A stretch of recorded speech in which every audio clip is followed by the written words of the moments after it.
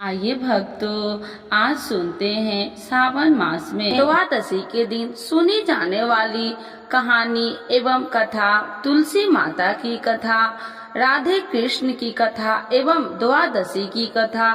तो एक बार बोलिए प्रेम से तुलसी माता की जय, राधे कृष्ण भगवान की जय, विष्णु भगवान की जय, शालिग्राम भगवान की जय। तुलसी माता की महिमा की कथा।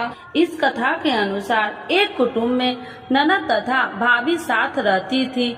ननद का विवाह अभी नहीं हुआ था। वह तुलसी के पौधे की बहुत सेवा करती थी, लेकिन उसकी भाभी को यह सब बिल्कुल भी पसंद नहीं था। जब कभी उसकी भाभी को अत्यधिक क्रोध आता तब वह उसे ताना देते हुए कहती कि जब तुम्हारा विवाह होगा मैं तो तुलसी की बारातियों को खाने को दूंगी और तुम्हारे दहेज में भी तुलसी ही दूंगी। कुछ समय बीत जाने पर ननद का विवाह पक्का हुआ। विवाह के दिन भाभी ने अपनी कथनी के अनुसार बारातियों के सामने तुलसी का गमला फोड़ दिया और खाने के लिए कहा।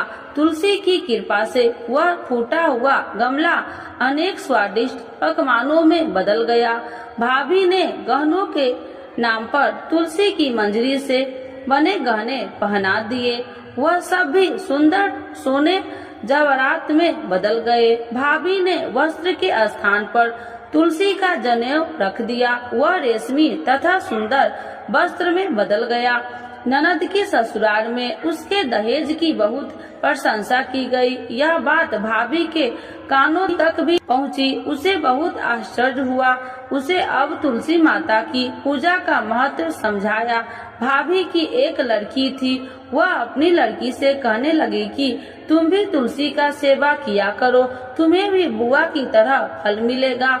वह जबरदस्ती अपनी लड़की से सेवा करने को कहती, लेकिन लड़की का मन तुलसी सेवा में नहीं लगता था। लड़की के बड़ी होने पर उसके विवाह का समय आता है। तब भाभी सोचती है कि जैसा व्यवहार मैंने अपनी ननद के साथ किया था वैसे ही मैं अपनी लड़की के साथ भी करती हूँ, तो यह भी गहनों से लद जाएगी और बारातियों को खाने में पकवान मिलेंगे। ससुराल में इसे भी बहुत इज्जत मिलेगी। यह सोचकर वह बारातियों के सामने तुलसी का गमला फोड़ देती है, लेकिन इस बार गमले की मिट्टी मिट्टी ही रहती है। मंजरी तथा पत्ते भी अपने रूप में ही रहते हैं। जनेऊ भी अपना रूप नहीं बदलता है। सभी लोग तथा बारातियों द्वारा भाभी की बुराई की जाती है। लड़की के ससुराल वाले भी लड़की की बुराई करते हैं। भाभी कभी ननद को नहीं बुलाती थी। भाभी ने सोचा मैं बहन से मिलकर आता हूँ। उसने अपनी पत्नी से कहा और कुछ उपहार बहन के पास ले जाने की बात कही। भाभी ने थैले में जवार भरकर कहा कि और कुछ नहीं है, तुम यही ले जाओ। वह दुखी मन से बहन के चल दिया। वह सोचता रहा कि कोई भाई अपने बहन के घर जुआर ले कैसे जा सकता है। यह सोचकर वह एक गौशाला के पास रुका और जुआर का थैला गाय के सामने पलट दिया। तभी गाय पालने वाले ने कहा कि आप गाय के सामने हीरे मोती तथा सोना क्यों डाल रहे हो। भाई ने सारी बात उसे बताई और धन लेकर खुशी से अपनी बहन के घर की ओर चल दिया। दोनों बहन भाई एक दूसरे को देखकर अत्यंत प्रसन्न हुए। हे तुलसी माता, जैसे आपने उस ननद पर कृपा करी है वैसे ही सब पर करना। कहानी सुनने वाले एवं हुंकार भरने वाले पर कृपा बरसाना, और जैसे भाभी पर किया है वैसे किसी पर नहीं करना। तो एक बार बोलिए प्रेम से तुलसी माता की जय, शालिग्राम भगवान की जय। इस कथा के बिना द्वादशी के पारण अधूरा माना जाता है। बरसाने में एक संत की कथा। एक संत बरसाना में रहते थे और हर रोज सुबह उठकर यमुना जी में स्नान करके राधा जी के दर्शन करने जाया करते थे। यह नियम हर रोज का था। जब तक राधा रानी के दर्शन नहीं कर लेते थे तब तक जल भी ग्रहण नहीं करते थे। दर्शन करते करते तकरीबन उनकी उम्र 80 वर्ष की हो गई। आज सुबह उठकर रोज की तरह उठे और यमुना में स्नान किया और राधा रानी के दर्शन को गए।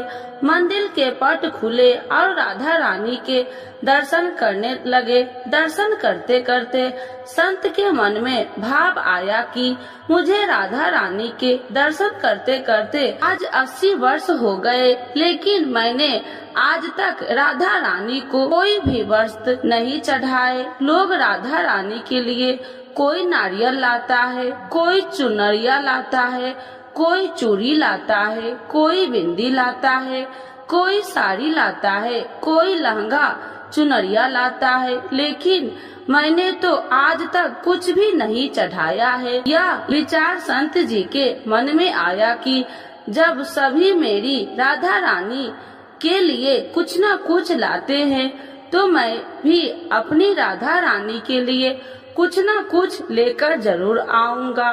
लेकिन क्या लाऊं जिससे मेरी राधा रानी खुश हो जाए। तो संत जी यह सोचकर अपनी कुटिया में आ गए। सारी रात सोचते सोचते सुबह हो गई। उठकर स्नान किया और आज अपनी कुटिया में ही राधा रानी के दर्शन पूजन किया।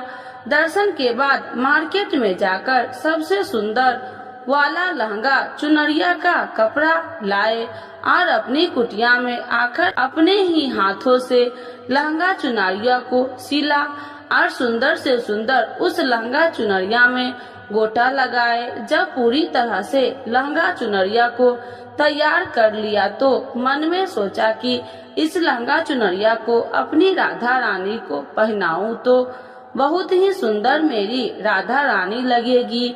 यह सोच करके आज संत जी उस लहंगा चुनरिया को लेकर राधा रानी के मंदिर को चले।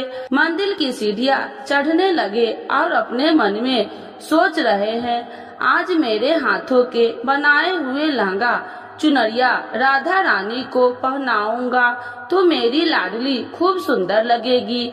यह सोचकर जा रहे थे, इतने में एक बरसाना की लड़की लाली आई और बाबा से कहती है, बाबा आज बहुत ही खुश हो, क्या बात है बाबा बताओ ना। तो बाबा ने कहा कि लाली आज मैं बहुत खुश हूँ। आज मैं अपने हाथों से राधा रानी के लिए लहंगा चुनरिया बनाया है। इस लहंगा चुनरिया को राधा रानी जी को पहनाऊंगा और मेरी राधा रानी बहुत सुंदर दिखेगी। उस लाली ने कहा, बाबा मुझे भी दिखाओ ना अपने लहंगा चुनरिया कैसी बनाई है।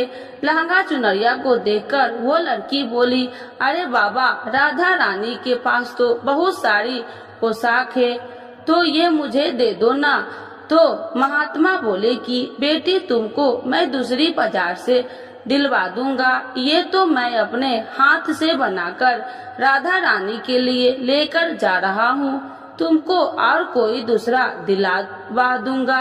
लेकिन उस छोटी सी बालिका ने उस महात्मा का दुपट्टा पकड़ लिया, ये मुझे दे दो। पर संत भी जिद करने लगे कि दूसरी दिलवाऊंगा, ये दूंगा। लेकिन वो बच्ची भी इतनी तेज थी कि संत के हाथ से छुड़ा चुनरिया को छीनकर भाग गई। अब तो बाबा को बहुत ही दुख लगा कि मैंने आज तक राधा रानी को कुछ नहीं चढ़ाया, लेकिन जब लेकर आया तो लाली लेकर भाग गई। मेरा तो जीवन ही खराब है, अब क्या करूँगा। यह सोचकर संत उसी सीढ़िया पर बैठ के रोने लगा। इतने में कुछ संत वहाँ आए और पूछा, क्या बात है बाबा, आप क्यों रो रहे हैं। तो बाबा ने उन संतों की पूरी बात बताया। संतों ने बाबा को समझाया और कहा कि आप दुखी मत हो, कल दूसरी लहंगा चुनरिया बना कर राधा रानी को पहना देना। चलो राधा रानी के दर्शन कर लेते हैं। इस प्रकार संत ने बाबा को समझाया और राधा रानी के दर्शन को लेकर चले गए। रोना तो बंद हुआ, लेकिन मन खराब था, क्योंकि कामना पूरी नहीं हुई।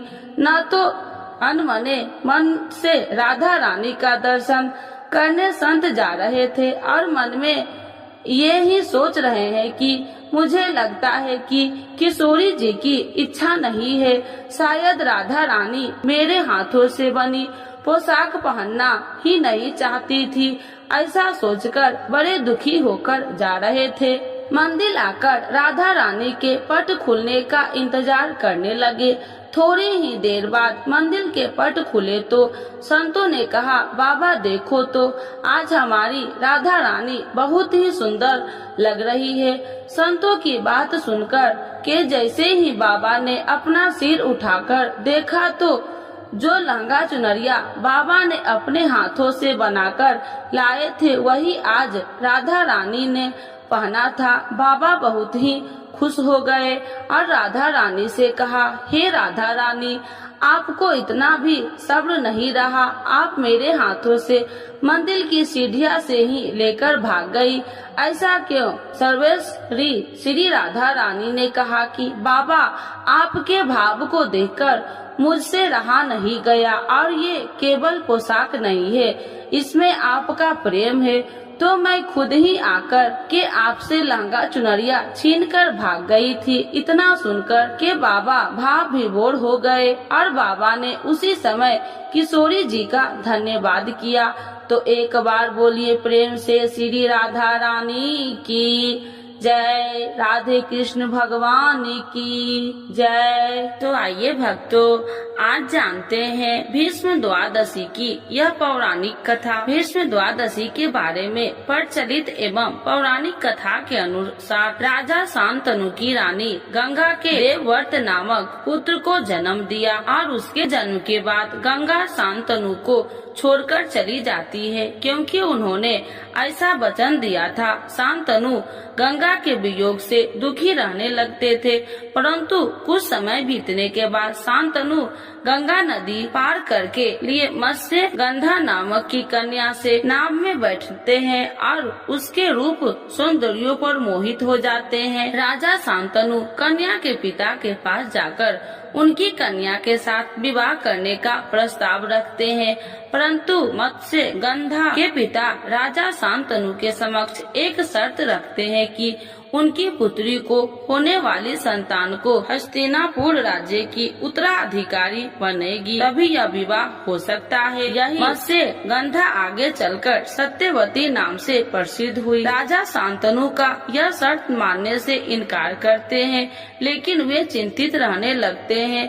देवव्रत को जब पिता का चिंता का कारण मालूम पड़ता है तो वह अपने पिता के समक्ष आजीवन विवाहित रहने का संकल्प लेते हैं। पुत्र की इस प्रतिज्ञा को सुनकर राजा शांतनु उन्हें इच्छा मृत्यु का वरदान देते हैं। इस प्रतिज्ञा के कारण देवव्रत भीष्म पितामह के नाम से प्रसिद्ध हुए। जब महाभारत का युद्ध होता है तो भीष्म पितामह कौरवों की तरफ से युद्ध लड़ रहे होते हैं और भीष्म पितामह के युद्ध कौशल से कौरव जीतने लगते हैं। जब भगवान श्री कृष्ण एक चाल चलते हैं और सिंखरी को युद्ध में उनके समक्ष खड़ा कर देते हैं। अपनी प्रतिज्ञा अनुसार सिंखरी पर शस्त्र न उठाने के कारण भीष्म युद्ध क्षेत्र में अपने शस्त्र त्याग देते हैं, जिसने अन्य योद्धा अवसर पाते ही उन पर तीरों की बौछार शुरू कर देते हैं।